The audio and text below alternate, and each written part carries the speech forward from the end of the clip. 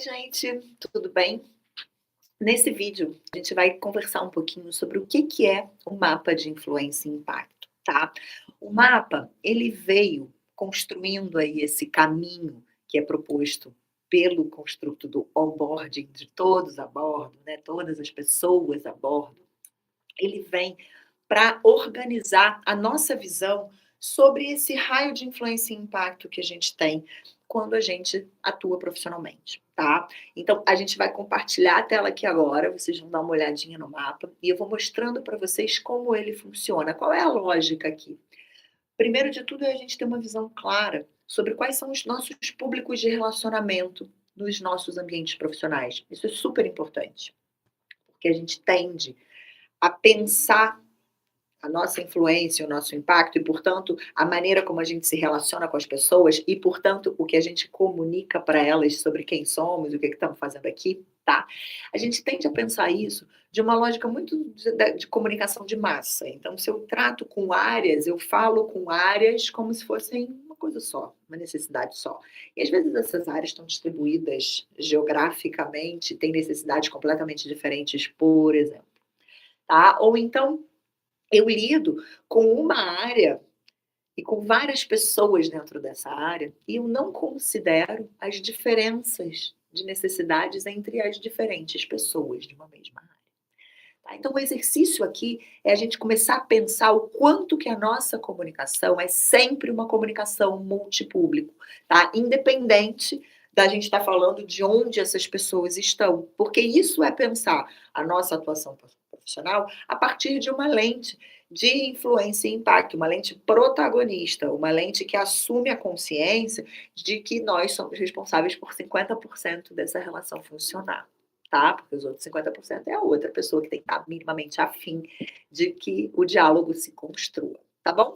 Então, a gente vai compartilhar a tela aqui para vocês conhecerem o que é esse mapa de influência e impacto e a gente poder entender como ele funciona, mas antes disso a gente vai colocar claramente na nossa frente a nossa reputação, tá? Então, vamos lá. Primeiro exercício, vamos fazer. Qual é o seu objetivo de reputação? Tá? Reputação é a maneira como falam da gente quando a gente não está presente. Em, em português claro, tá?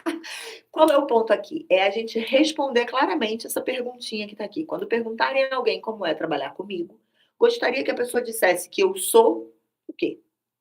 Respondam aí, tá? Dá um pause e responde. E responde ou em tópicos, ou uma frase, da maneira como for mais fácil para você. O importante é você focar naqueles atributos que você deseja que as pessoas percebam sobre você profissionalmente, tá? Vou dar o exemplo de mim. Eu não foco em nenhum atributo específico, tá?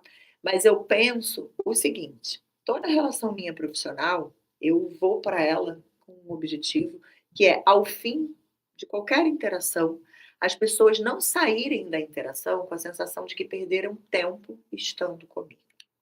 Ou seja, em alguma medida, elas têm que ver valor ali naquela companhia que elas tiveram naquele tempinho, seja ele qual for, seja um dia, seja uma hora, seja uma interação. Eu sempre gosto de ter esse valor compartilhado, da pessoa entender para que ela pode contar comigo, o que eu tenho para oferecer para ela, o que ela ganha, ou um olhar diferente, uma reflexão que aconteceu, uma troca que foi boa, ou às vezes só um momento que foi ali uma conversa gostosa, daquelas que a gente sai pelo menos igual ao que a gente entrou e nunca pior, sabe? Então é aí que eu vou que eu foco. Realmente, tenho sucesso em 100% das vezes? Certamente não. Mas a minha preparação está focada nisso, tá? Vamos lá. Pausa agora, responde. E logo volta aqui. Respondida a pergunta sobre o nosso desejo de reputação, vamos então conhecer o que é esse tal desse mapa de influência e impacto, que faz parte dessa forma de pensar as nossas relações profissionais, que é proposta dentro do onboarding, tá? Para todas as pessoas a bordo. A gente vai começar, eu vou explicar coluna por coluna, mas a minha sugestão é que você preencha o mapa linha por linha, tá? Vá de linha por linha e não preencha coluna por coluna, porque normalmente, tá?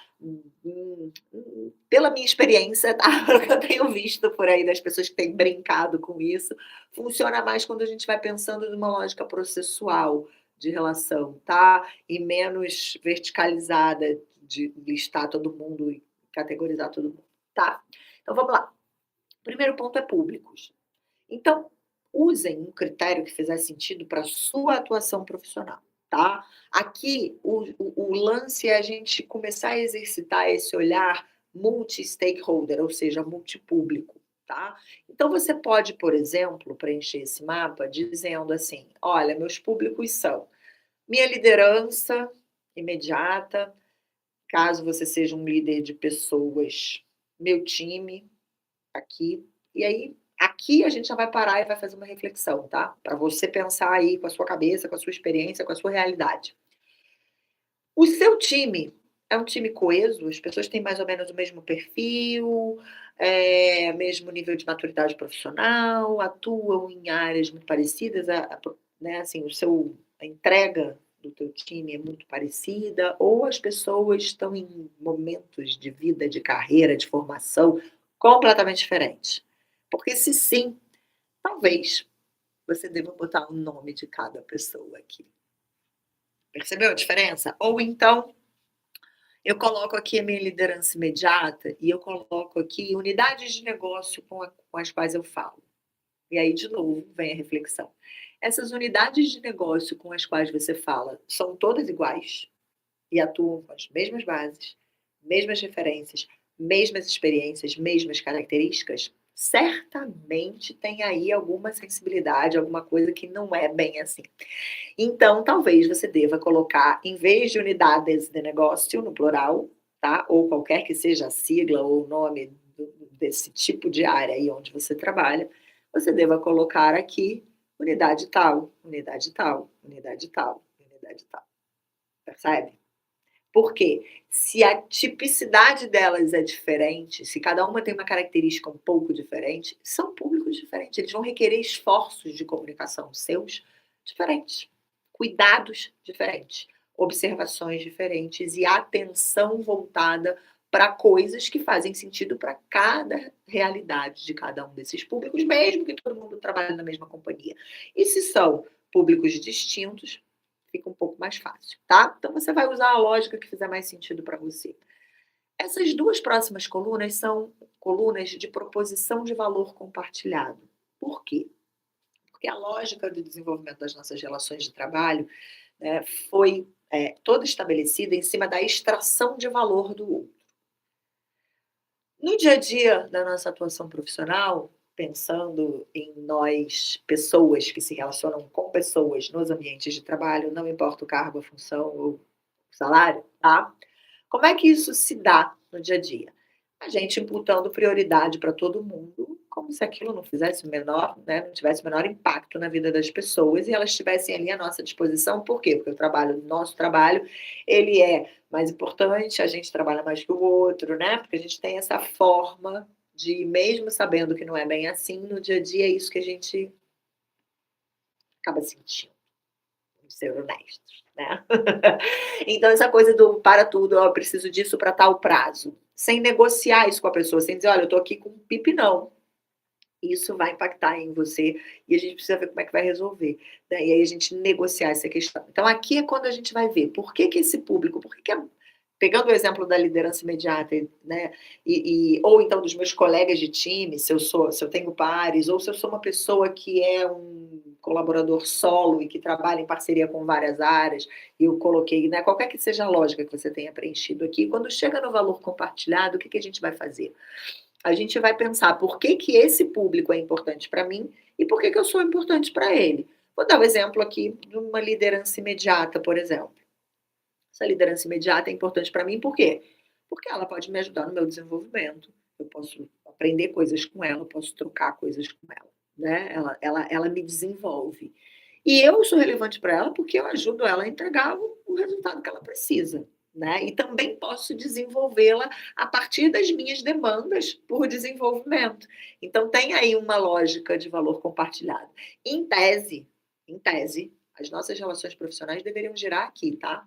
independente de eu gostar ou não da minha liderança, se eu vejo valor nessa relação, é aqui que eu deveria posicionar. E aí vem o grande, né, desafio. E quando a gente não vê valor na relação profissional que a gente tem, né? E aí são outras questões que a gente vai discutir em outros vídeos, tá? Ou em outros momentos. Aqui vamos mapear. Se você não vê valor e não consegue colocar valor aqui, você vai deixar isso em branco, tá? Por quê? Porque enquanto você não puder ter um outro trabalho, onde você se relacione com pessoas nas quais você possa compartilhar valor, a gente vai olhar para essa influência, para esse impacto em linha com aquilo que você quer para a sua carreira, mesmo que você não veja valor ali naquela relação, tá bom? E também essa é uma conversa para outros vídeos. Por hora, vamos preencher isso aqui. Por quê? Para a gente começar a ter uma visão de que redes de impacto e de influência eu, independente do momento de carreira que eu estou, independente do nível de maturidade profissional que eu já atingi, consigo enxergar, tá? As 4 colunas seguintes aqui, gente, é uma SWOT, uma matriz SWOT de forças, fraquezas, oportunidades e ameaças. Por que chama SWOT? SES, porque SWOT é a sigla em inglês. Em português tem gente que chama de FOFA. Forças, oportunidades, fraquezas e ameaças, tá? Bom, forças e fraquezas são características nossas, individuais, tá? O que eu mais tenho que me ajuda a ser relevante para esse valor aqui compartilhado, tá? O que mais me atrapalha é aquela característica que não é tão legal assim e que eu preciso dar uma cuidada, senão eu acabo impactando negativamente as pessoas, tá? Se eu fosse falar de mim, por exemplo, eu diria que a minha impaciência é uma fraqueza. Preciso, ela pode ser gerida para me ajudar em determinadas questões, mas na grande maioria do tempo, se eu não presto atenção no fato de que eu sou muito impaciente, eu acabo estressando as pessoas se eu não tiver aí uma boa autogestão dessa minha característica, por exemplo, tá? Oportunidades e ameaças já é o ambiente, não tem a ver comigo, tem a ver com o ambiente no qual eu atuo. Tá? Então, por oportunidades, a gente vai pensar naquilo que me ajuda nesse valor. Então, bom, minha liderança imediata para o meu desenvolvimento, para o quanto que eu posso, né, que eu sou importante para trazer o resultado para ela e também desenvolvê-la, né, no sentido de que as minhas demandas ajudam ela também a olhar para coisas que ela precisa ter para dar, né? Uma oportunidade aqui que eu posso mapear seria, por exemplo, a gente tem um ciclo de conversas, de agendas e de rotinas que acontecem de uma maneira muito já estabelecida e que ajudam a esse valor ser praticado no dia a dia. O que seria uma ameaça caso isso, por exemplo, não existisse, né? Então a gente não tem rotinas de conversas e sempre eu preciso imputar, né, demandar para minha liderança essa conversa sobre o meu desenvolvimento, porque senão ela não, não vem para mim com essa questão, ou porque isso não é nato dela, ou porque a própria companhia, a organização na qual a gente trabalha, não tem ainda maturidade nos processos e no ferramental de gestão de pessoas, tá? Quando a gente vai, expliquei colunas, aí você vai preencher público, proposição de valor aqui, forças, fraquezas, oportunidades e ameaças, vai preenchendo linha a linha. Quando a gente consegue começar a visualizar com mais clareza, tá? Ah, Cécia, mas eu já tenho essas informações todas na minha cabeça. Claro que você tem. Só que uma coisa a informação está aqui, outra coisa é a gente olhar para ela nessa perspectiva. Quando a gente olha para essa informação nessa perspectiva, o que, que a gente começa a perceber? O quanto que a gente já lida com um monte de necessidades diferentes. Isso vai ser fundamental para a gente organizar melhor a maneira como a gente atua, ou seja, a maneira como a gente impacta e é impactado por todas essas pessoas com as quais a gente lida, ou seja, o que a gente comunica sobre quem a gente é e por que as pessoas podem contar com a gente. Tá bom? E é isso, a gente vai conversar em outros vídeos. Combinado?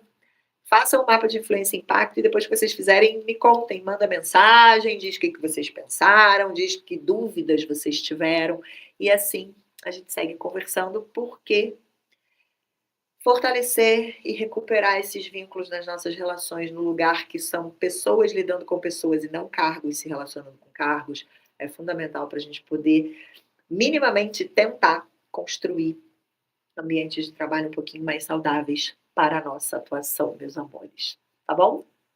Até a próxima.